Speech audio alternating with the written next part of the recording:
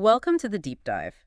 Today, we're tackling something I bet many of you know all too well, those frustrating sleepless nights. Yeah, it's a really common issue. We're going to really explore cognitive behavioral therapy for insomnia, CBTI. Think of this as your shortcut, your way to quickly grasp this pretty effective non-drug approach. Right. And we want this to be thorough, but, not overwhelming for you, the learner. So for this deep dive, we've gathered insights from quite a few places. We have. We looked at work from Peter Attia, MD, the Anxiety and Depression Association of America, Stanford Healthcare, the NIH, the Mayo Clinic. Even checked the Wikipedia page on CBTI. A good mix. Really solid base. Our mission really is to pull out the most important nuggets about CBTI. What is it? How does it work? And maybe most importantly, why is it so often recommended as the first thing to try for better sleep? Okay, let's jump right in then. CBTI. It still sounds a bit clinical. What are we actually talking about here? Okay, so basically CBTI is a treatment that has several parts, usually delivered over, say, 6 to 8 sessions. It's specifically designed for people who find it hard to get to sleep, or, they wake up in the middle of the night and can't get back to sleep, or maybe both. And what's really interesting, I think, is what it targets. It focuses on the factors that keep chronic insomnia going. There's this model. The three-factor model. Exactly. Predisposing, precipitating, and perpetuating factors. CBT really zeroes in on those perpetuating ones, the thoughts and behaviors that might develop after the initial sleep problem starts, but then keep it running. So it's not just about what started the insomnia, but what's keeping it alive now. Precisely. It looks at the cognitive side, your thoughts and beliefs about sleep, and the behavioral side, your habits and actions around bedtime.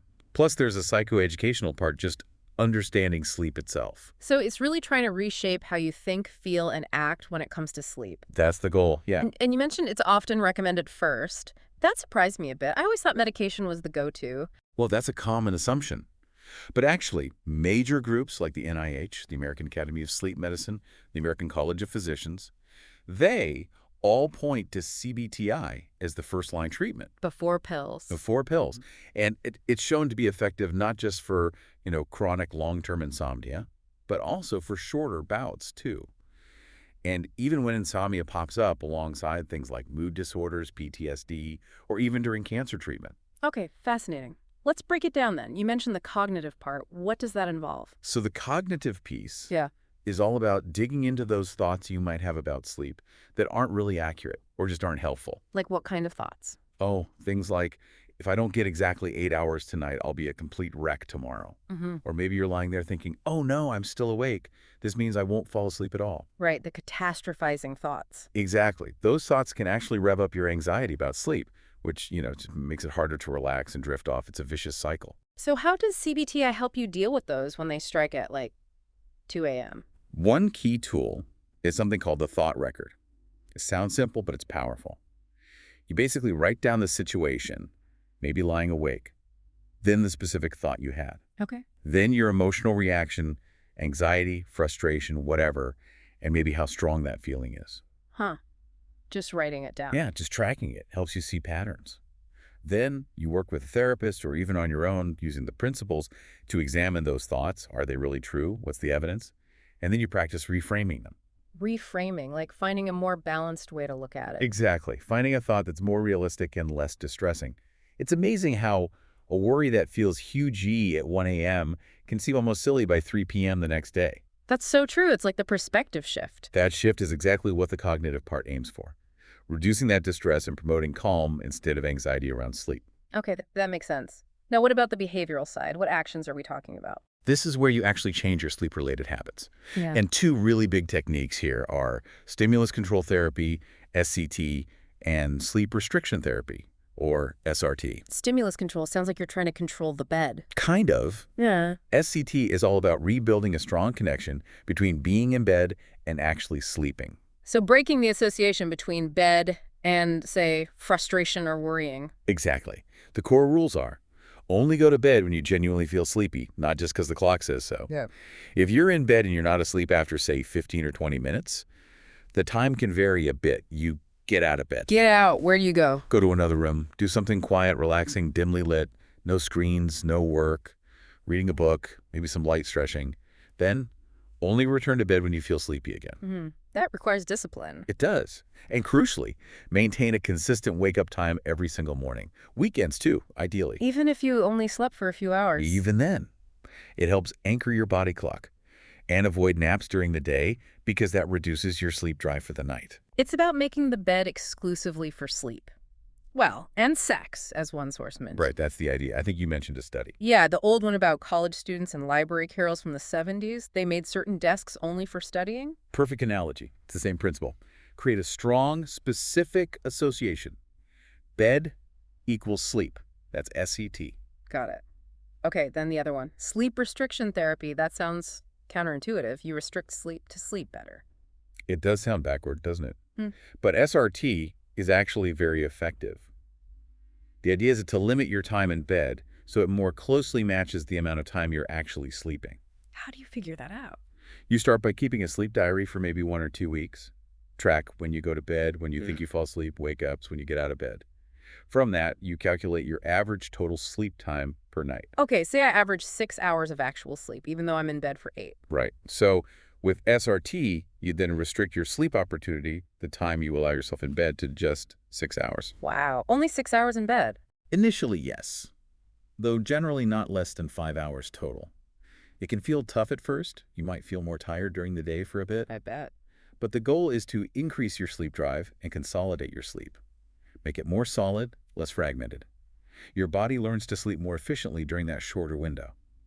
So efficiency is key. How do you measure that? We use a metric called sleep efficiency. It's basically the percentage of time you spend in bed that you're actually asleep. So total sleep time divided by time in bed. And what's a good number? You're aiming for ideally above 85%, maybe even 90%. Once your sleep efficiency hits that level consistently within the restricted window. Then you can spend more time in bed. Exactly. You gradually increase your time in bed, maybe by 15 or 30 minutes, usually weekly, as long as that efficiency stays high. If it drops, say, below 80–85%, you might hold steady or even slightly decrease the time in bed again. So it's a constant adjustment based on how efficiently you're sleeping. It is. And again, that consistent wake-up time is non-negotiable here. It really helps control the wakefulness piece, which then helps the falling asleep piece. You mentioned a caution with SRT, though. Yes, that's important. Because it involves initial sleep deprivation, it might not be suitable for everyone. People with bipolar disorder, epilepsy, or untreated severe sleep apnea need to be cautious. Why is that? The sleep loss could potentially trigger manic episodes or seizures in those conditions. For sleep apnea, worsening sleep deprivation isn't helpful. So in those cases, or maybe just as a gentler start, a modified version called sleep compression might be used. Compression, how's that different? It's less drastic, maybe just shaving off, say, an hour from your time in bed initially, rather than restricting it all the way down to your average sleep time. It's a milder approach. Okay. And there was a third behavioral piece you mentioned, relaxation. Right, relaxation training. This involves learning techniques like guided imagery, meditation, progressive muscle relaxation, even hypnosis sometimes. To do before bed. Well, the interesting thing is it's often recommended to practice these outside of the bedroom during the day. Oh, why not right before sleep? To avoid putting pressure on yourself, like, I must relax now to fall asleep. Practicing during the day helps you build this skill without that performance anxiety at bedtime. Then you can use the skill more naturally when needed. Makes sense. Okay, so we've got cognitive changes, behavioral changes like SCT and SRT, relaxation.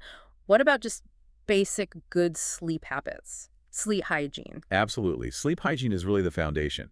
CBTI includes education on this, but it often goes beyond it. Still, these basics are crucial. Things like caffeine? Yep. Cutting down on caffeine, especially in the, say, 6 to 8 hours before bed.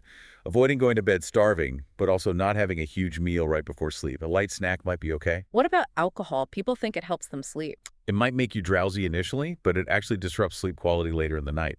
So avoiding moderate to heavy alcohol in the late evening is recommended. Same goes for excessive liquids close to bedtime to avoid wake-ups. Yeah. And smoking, too. Right. Exercise. Bedroom environment. Regular exercise is great for sleep, just maybe not too intense right before bed. And yes, the bedroom. Keep it quiet, dark, and cool, and make sure your mattress and pillows are comfortable. And the dreaded screens. Ah, yes. Minimizing electronic devices and that blue light exposure is key, especially in the 1 to 2 hours before bed. Maybe even longer if you have issues with your body clock, like a circadian rhythm disorder. I've heard about blue blocking glasses. Do they help? Our sources suggest they can be useful, yeah. Things like those UVEX Skyper glasses were mentioned as potentially helpful in blocking blue light in the evening. So it sounds like consistency across the board is really the name of the game. You absolutely hit on a key point there. And particularly as we touched on with SRT, that consistent wake-up time is arguably more critical than a fixed bedtime for setting your internal clock. Even on weekends. That's Yeah, the hard part. that's the hard part. That social jet lag, staying up late and sleeping in on weekends, can really throw your rhythm off for the week. Ideally, you want to keep your weekend wake time pretty close to your weekday one. Maybe a 30-minute grace period, but not hours and hours different. Okay. What if someone suspects they have something else going on, like sleep apnea? Does CBTI address that? That's a really important consideration. A good CBT-I provider should screen for underlying medical issues. Asking about snoring, gasping. Exactly. Things like loud snoring, gasping for air, excessive daytime sleepiness despite enough time in bed could point to sleep apnea, or if someone has restless leg syndrome symptoms. If those are suspected, a referral to a sleep specialist for proper diagnosis and treatment is crucial. And if they do have sleep apnea and get, say, a CPAP machine? Then using that CPAP consistently every night is vital. CBTI can still help with insomnia symptoms alongside the apnea treatment, but the underlying apnea needs to be managed. Makes sense. What about people already using sleeping pills who want to try CBTI? Can they do both? How do they get off the pills? Yes, that's very common. CBTI is actually really helpful here because it addresses the root causes, whereas pills mostly mask the symptoms. And pills can have side effects, right? Dependence. Definitely. Dependence, withdrawal issues, sometimes next-day grogginess, or cognitive effects. Research shows CBTI is often just as effective as meds short-term, but more effective long-term, without those risks. So how does it work? Start CBTI, then stop the pills. Often the approach is to start CBTI while still on the medication. As the CBTI techniques start working and sleep improves, you work with your doctor and therapist to slowly, gradually taper off the medication. Slowly is key, I imagine. Very key, slow and steady. And maybe pausing the taper if a big stressful life event happens. There's also a psychological component to relying on pills. CBTI helps build confidence in your own ability to sleep, which makes tapering easier. Okay. So if someone listening is thinking, this sounds like me, I want to try this, how do they find someone? Ideally, you'd look for a psychologist who is board certified in behavioral sleep medicine. They have the credential CBSM. Organizations like the Society of Behavioral Sleep Medicine or the American Board of Sleep Medicine have online directories you can search. But what if there's no one like that nearby? Well, other therapists trained in general CBT can often help, especially with the cognitive parts challenging those thoughts. And increasingly, there are digital options. Apps and online programs, do they work? Yes, digital CBTI or DCBTI has actually shown good results in studies. There are apps like CBTI Coach, that's a free one from the VA, but available to anyone. And commercial programs like Sleepio or Shuti. So that makes it more accessible. Definitely. There are also self-help books and other resources. They can guide you, especially with things like sleep restriction principles. But honestly, having professional guidance can be really helpful to tailor it to you and troubleshoot issues. Speaking of issues, Yeah. it sounds like sticking with CBTI might be tough sometimes. What are the common challenges? Oh yeah, adherence can be tricky. Yeah. Common things are maybe not filling out the sleep diary consistently, I can see that happening. or not quite sticking to the prescribed bed and wake times, especially that wake time. Staying in bed when you're awake because, well, it's comfortable. Or attempting to just lie there hoping sleep will come. Right. Or maybe getting out of bed when you can't slip, but not staying out long enough. Napping during the day is a big one. Those irregular weekend schedules we talked about. And sometimes people just want faster results than the therapy provides initially. It requires patience. It really does. It's important for people to understand that feeling a bit more tired at the very beginning, especially with sleep restriction, can actually be a sign it's starting to work. That sleep drive is building. Collaboration with the therapist is key. It shouldn't feel like being scolded if you slip up, but rather working together to overcome the hurdles. And can CBTI be adapted, like for pregnant women or older adults? Yes, absolutely. It's quite adaptable. Modifications can be made for pregnancy, for individuals with PTSD where nightmares might be a factor, Okay. for cancer survivors dealing with treatment side effects, and for older adults perhaps using that gentler sleep compression approach. Yeah. It's also used effectively for people managing chronic pain alongside insomnia. Wow. Okay, this has been incredibly thorough. If we were to boil it down, what are the absolute key takeaways for you, the learner? I'd say CBPI is a powerful, science-backed therapy. It's much more than just sleep tips. It targets the underlying thoughts and behaviors keeping insomnia going using specific techniques like stimulus control and sleep restriction. And cognitive restructuring, the thought part. And the thought part, yes. Plus, relaxation skills. It's the recommended first treatment by experts, offering long-term results, often better than pills, and without the associated risks. Okay, so here's something to chew on, a little provocative thought for you listening. We talked about stimulus control therapy, linking the bed just with sleep. Think about that principle. Associating a specific environment with a specific behavior. How could you maybe apply that idea, designating a specific place for a specific task, to other areas of your life? Maybe where you're trying to build a new habit, like focusing on work, or maybe even relaxing. What carol, like in that old study, could you create for something else you want to do more effectively? That's a great extension of the principle. Yeah. Really makes you think about how our environment shapes our behavior in general. So for you, the learner, if sleep is a struggle, we really hope this deep dive has shed some light on CBTI. Maybe explore some of the resources we mentioned. Look for a provider. Check out the digital options. And perhaps just reflect on your own sleep. Is there one small thing, based on what we discussed today, that you can try changing this week? Even a tiny step. And let us know what else you're curious about regarding sleep or behavioral therapies. We're always looking for ideas for future deep dives. We are indeed. Thanks for joining us for this deep dive into CBTI. We genuinely hope it helps you on your journey towards better, more restful sleep.